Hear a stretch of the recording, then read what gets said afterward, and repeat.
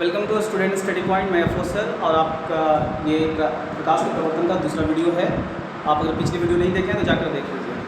और वहाँ पे मैंने समतल दर्पण की बात किया था, समतल दर्पण जिसमें आप लोग घर पर अपना चेहरा देखने के लिए इस्तेमाल करते हैं। अब यहाँ पे हम लोग क्या बात करेंगे, यहाँ पे हम लोग बात करेंगे गोलीय दर्पण का। गोलीय दर्पण का, गोलीय दर्पण आपको कहाँ पर मिलेगा गोलीय दर्पण देखने के लिए? तो आप जो किसी भी वाहन का जो होता है वो पीछे देखने वाले दर्पण में वो इस्तेमाल किया जाता है, या तो फिर आप टॉर्च वगैरह में भी जो है इस दर्पण का इस्तेमाल किया जाता है। देखते हैं गोलीय दर्पण क्या है। तो गोलीय दर्पण जो है वो एक पारदर्शी गोला का भाग होता है, एक पारदर्शी गोला का भाग होता है जिसको अंदर की ओर रंगने पर या बाहर की ओर रंगने पर ये प्राप्त होता है। जैसे देखिए ये गोला हो गया कांच का, ये क्या होगा? पारदर्शी।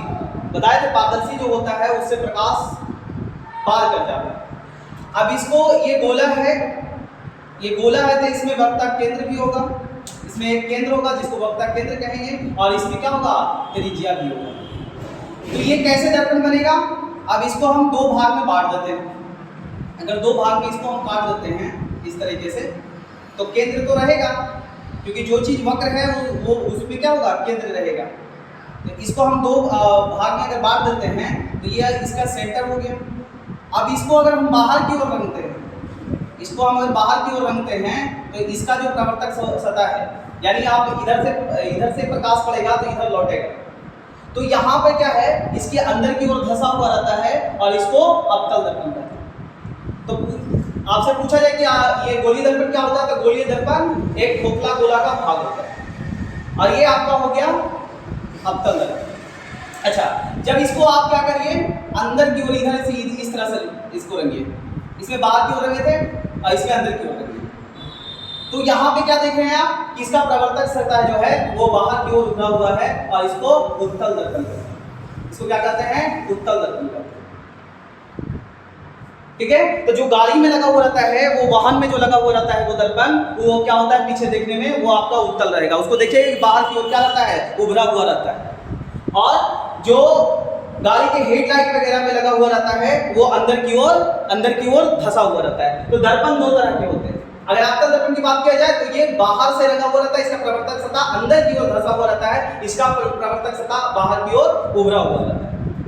अच्छा, इससे संबंधित है गोलीय दर्पण से संबंधित जो है महत्वपूर्ण जो बिंदु होते हैं उसकी हम लोग बात कर लेते हैं। ये बहुत जरूरी है, तभी आपका नोमेनक्लेचर बनेगा। तो यहाँ पर देखिए गोलीय दर्पण से संबंधित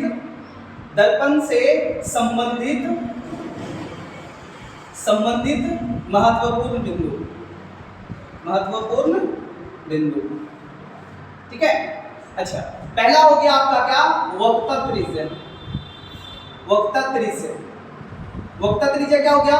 जैसे देख लीजिए, जब ये गोला का भाग है, जब ये दर्पण गोला का भाग है तो इसमें त्रिज्या होगा। त्रिज्या क्या होता है? जब ये गोल है तो जो केंद्र से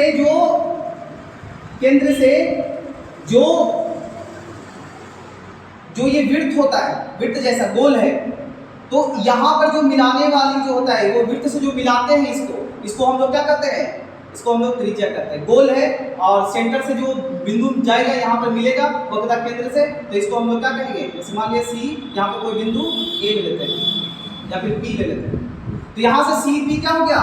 सी पी आपका हो गया वक्ता त्रिज्या। क्या हो गया? वक्ता त्रिज्या। यानी केंद्र से ये जो गोला होता है उससे मिलाने वाली जो रेखा होता है उसको वक्ता त्रिज्या कहते हैं, और इसे आर से सूचित किया जाता है। इसे आर, बड़ा आर से सूचित किया जाता है, सूचित किया जाता है। ठीक है। अच्छा, इसका जो केंद्र होता है, गोला का जो केंद्र होता है उसको सी से लिखते हैं, और इसको क्या बोलते हैं? इसको बोलते हैं वक्रता केंद्र बोलते हैं। इसको सी से सूचित किया जाता है। अच्छा, अब देखिए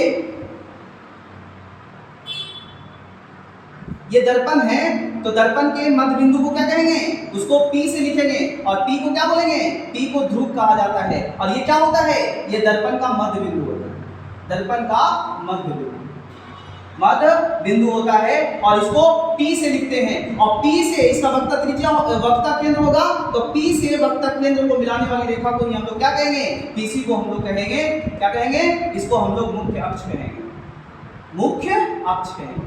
यानी ध्रुव से वक्ता केंद्र को मिलाने वाली रेखा को मुख्य अक्ष कहा जाता है।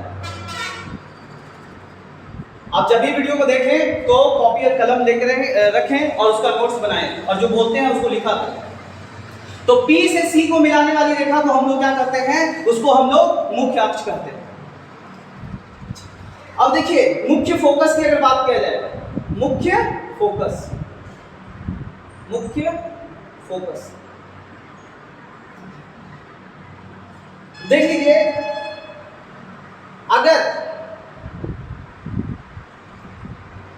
दर्पण पर पड़ने वाली किरणें अगर मुख्य अक्ष के समानांतर आए, दर्पण पर पड़ने वाली किरणें अगर मुख्य अक्ष से समांतर आए, तो वो मुख्य अक्ष पर एक बिंदु से जाकर मिलता है। वे किरणें क्या होंगे, एक बिंदु से जाकर मिलेगा अगर मुख्य अक्ष के समानांतर आ रहा है। जब ये दर्पण अवतल रहेगा तब, और जब उत्तल रहेगा तो क्या, उत्तल रहेगा तो मिलता हुआ प्रतीत होगा। ऐसा क्यों होता है, क्योंकि देख लीजिए आप, ये C हो गया, ये P हो गया, अगर ये पैरेलल आता है, अगर ये समानांतर आता है मुख्य अक्ष का, तो ये क्या होगा, इधर ही से ये लौट जाता है, ये लौट जाता है, इधर ही से ये लौट जाएगा, और आंख को लगेगा कि ये मुख्य अक्ष के, है ना, एक बिंदु से आ रहा है, जिसको हम लोग क्या कहेंगे, इसको हम लोग मुख्य फोकस कहेंगे, और इसको F से सूचित किया जाता है। यानी मुख्य फोकस की अगर बात किया जाए तो दर्पण के मुख्य अक्ष के समांतर आती किरणें दर्पण से परावर्तन के बाद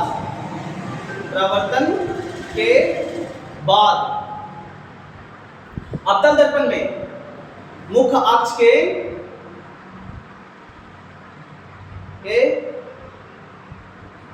एक बिंदु पर मिलती है, एक बिंदु पर मिलती है। कब मिलेगी, जब ये आपका अवतल दर्पण रहेगा, या उत्तल रहेगा तो क्या होगा, मिलती हुई प्रतीत होती है, मिलती हुई प्रतीत होती है ना। उस बिंदु को क्या कहा जाता है, उस बिंदु को जहां पे मिल रहा है, उस बिंदु को मुख्य फोकस कहा जाता है, मुख्य फोकस कहा जाता है, कहा जाता है।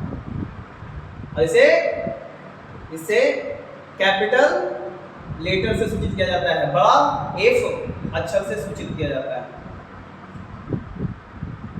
सूचित किया जाता है। समझ में आया होगा।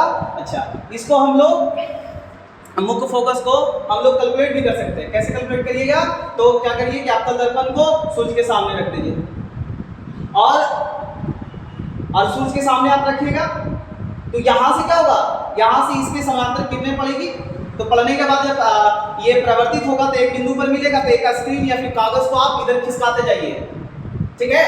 तो फिर क्या आएगा, यहाँ पर मुख्य अक्ष पे तो एक स्थिति ऐसा आएगा कि इस कागज पर एक आपको एकदम गहरा प्रकाश का एक स्पॉट मिलेगा। अब इसको आप स्केल से उसको माप भी सकते हैं, तो इससे आप इसको फोकस दूरी को माप सकते हैं। फोकस दूरी क्या होता है, P और F के बीच की दूरी, P और F के बीच की दूरी, P और F के बीच की दूरी, P और F के बीच की दूरी को हम लोग क्या कहेंगे, उसको हम लोग फोकस दूरी कहेंगे। फोकस दूरी क्या होता है, देख लीजिए, फोकस दूरी, फोकस दूरी क्या होता है, ध्रुव P और मुख्य फोकस एफ के बीच की दूरी, बीच की दूरी को फोकस दूरी कहा जाता है। बीच की दूरी को क्या कहेंगे? फोकस दूरी कहेंगे, फोकस दूरी। और इसको हम लोग एफ से सूचित करेंगे, कहते हैं, और इसे एफ से सूचित किया जाता है, एफ से सूचित किया जाता है, स्मॉल एफ से सूचित किया जाता है। कैपिटल एफ से क्या सूचित करते थे? तो वो मुख्य फोकस। ठीक है, अब देखिए, अब हम लोग देखेंगे और उसको प्रूव भी करेंगे। ठीक है, कि एफ जो होता है, एफ जो होता है वो क्या होता है? वो वक्र त्रिज्या के आधा होता है, यानी एफ बराबर जो है वो r/2 होता है। आगे हम वो एफ और में क्या संबंध है? तो एफ जो होता है वो r का आधा होता है। ठीक है, जो वक्र त्रिज्या होता है, वक्र त्रिज्या r वो क्या होता है? वो दुगना होता है फोकस दूरी का, फोकस दूरी का, या फिर कह सकते हैं जो फोकस दूरी होता है वो वक्र त्रिज्या के आधा होता है। ठीक है, और ये दोनों वक्र दूरी है। ठीक है, एफ जो होगा वो r/2 होगा। अब यहां पर देखिए, ये मान लिया जाए, ये मैंने ले लिया आपका क्या एम एस, क्या ले लिए? अवतल दर्पण, अवतल दर्पण ले लिए। और ये आपका क्या हो गया? ई, और ये हो गया आपका सी। अभी मैं बताया कि जब कोई किरण मुख्य अक्ष के समांतर दर्पण पे आपतित होगा तो दर्पण से प्रवर्तन के बाद एक बिंदु से जाएगा और उस बिंदु को फोकस करेगा। आपतित किरण मैंने बताया था, आपतित किरण, प्रवर्तित किरण, आपतन कोण, प्रवर्तन कोण, ये भी बताए थे हम लोग। अगर नहीं देखे हैं तो पिछले वीडियो जो इसके पीछे वो वीडियो जाकर देख ले, जो मैंने पहले अपलोड कर चुके हैं। तो यहाँ पर देखिए, यहाँ पे जब आपतित हुआ तो ये प्रवर्तित होकर एफ से जाएगा। ठीक है, और यहाँ पर देखिए, ये जो इसको सी देखिए, मान लीजिए कि ए और बी है। अब हम सी से बी को मिला देते हैं। अब ये जो सी से जाता है, वक्र त्रिज्या से जो किरण जाता है वो लंबवत होता है। क्या होता है? लंबवत होता है, तो इसलिए ये अभिलंब हो जाएगा। तो आपतित किरण और अभिलंब के कोण को क्या कहते हैं? आपतन कोण। और परावर्तित किरण और अभिलंब के बीच को क्या कहते हैं? इसको हम लोग अपवर्तन कोण कहते हैं। तो आप देख लीजिए यहाँ पे कि ये क्या था? AB जो है वो PC के समांतर है, AB जो है वो PC के समांतर है। तो जो भी ये I है तो ये भी आपका अल्टरनेट हो जाएगा ये। ठीक है, अल्टरनेट से क्या हो जाएगा? ये I है तो ये भी I हो जाएगा, अल्टरनेट एंगल से। ये I है तो ये भी अल्टरनेट क्या हो जाएगा? I हो जाएगा। तो यहाँ पे क्या देखें, परावर्तन के नियम से हम लोग जानते हैं कि I जो होता है वो R के बराबर होता है। तो यहाँ पे आप क्या देख लीजिए कि ये जो त्रिभुज बना है BCF वो आपका समद्विबाहु त्रिभुज हो गया, क्योंकि इसके समूह कोण क्या है? बराबर है। तो यहाँ पे ये क्या हो जाएगा? ये वाला साइड जो है आपका CF वो क्या हो जाएगा? वो BF के बराबर हो जाएगा। ठीक है, यहां पे परावर्तन के नियम से क्या हो गया? परावर्तन के नियम से क्या हो गया? I जो होता है वो R के बराबर होता है। अगर AB समानांतर आपका PC है तो ये कोण ABC बराबर आपका क्या हो जाएगा? BCF। तो यहां पे क्या लिख सकते हैं? यहां पर लिख सकते हैं ये बराबर I हो गया, और यहां से क्या है? परावर्तन के नियम से ये बराबर R हो गया। तो इसीलिए क्या हो गया? ये जो त्रिभुज है BCF वो क्या हो गया? एक समद्विबाहु त्रिभुज है, एक समद्विबाहु त्रिभुज है। इसीलिए ये क्या हो जाएगा? CF बराबर CF बराबर क्या हो जाएगा यहां से BF। ठीक है, और यहां पे हम लोग क्या करते हैं, ये लिखते हैं, यहां पर देख लीजिए, ये जो B है ना वो P के बहुत निकट होता है। ठीक है, इसमें हम लोग क्या मानेंगे, B जो होता है वो P के बहुत निकट है, B P के बहुत निकट है, इसीलिए हम क्या लिख सकते हैं, हम लोग BF की जगह पे हम लोग लिख सकते हैं FP। ऐसा क्यों, क्योंकि B जो है P के बहुत निकट लेते हैं इधर। तो क्या हो गया आपका,